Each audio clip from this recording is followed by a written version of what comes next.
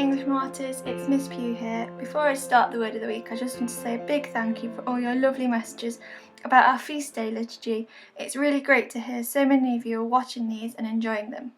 Now, the word of the week this week is vocations, and we have two special guests to help us understand what that word means. The first is Father Jonathan, and some of the Year 5-6 children might recognise him as he's helped us in one of our topics, which was before Christmas. Our second guest, everyone should know, is Mrs. Mann, and she's come to talk about what her role is as part of the diocese. I hope you enjoy the video, and I hope you learn a little bit more about what the word of the week means. Hi everybody, my name's Father Jonathan Cotton, and I live at Our Lady in St Edward's Church in Thornywood, St Anne's here in Nottingham, and I'm one of the vocations directors in the diocese. Some of you may know me. So let's think about vocations. Well, vocation means calling, and it refers to God's calling in our lives. We believe that God has made each one of us for a special purpose during our time here on earth. We have a special job to do for God. That's our vocation or our calling. So what is your vocation, your special job for God? That's partly while you're at school trying to find out about your vocation from God. God's already given you gifts and talents individually in order for you to carry out your vocation. So what is it? Now I remember when I was at school wondering about this question, I considered a whole variety of options. Should I get married and have children? What about that? And yes, I think I'd like that. And most people get married anyway. And then of course I'd have to get a job to support my family, to buy food and so forth, to pay all the bills. Also like the idea of being a social worker or working in a children's home. And I enjoyed drama, I liked acting in plays, so maybe I could become a professional actor. Or maybe I should be a writer, writing books, articles for newspapers. So which one was God calling me to do? These were the sort of questions. How would I find out? Or should I remain single and be very happy as a single person? That seemed an attractive idea too. Also, I rather like the story of St Francis of Assisi.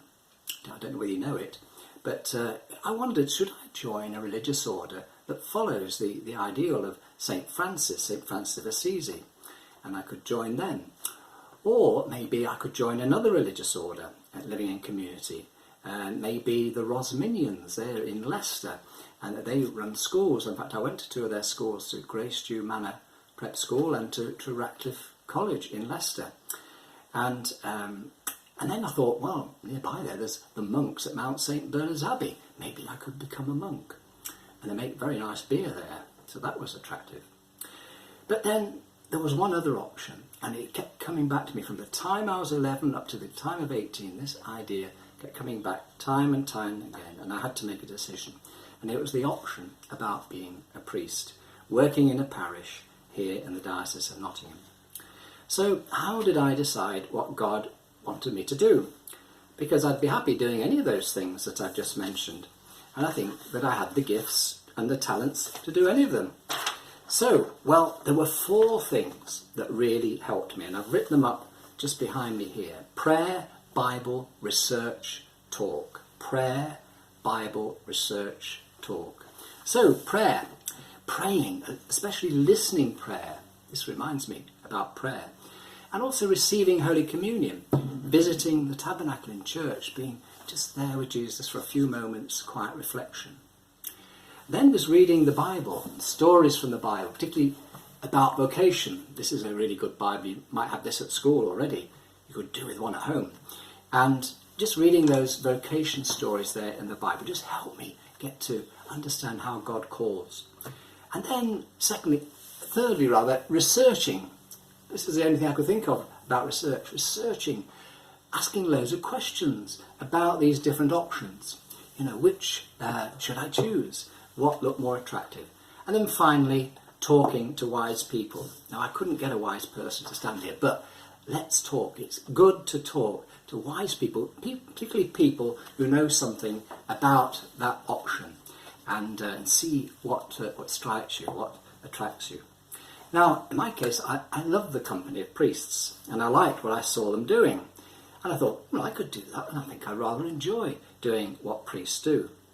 And in the end, it felt good for me. It really excited me, in fact, the thought of being a priest, and it made me feel very at peace inside when I sat down to think about it. It was good for me to be a priest. And then when you talk to other people, they affirm you.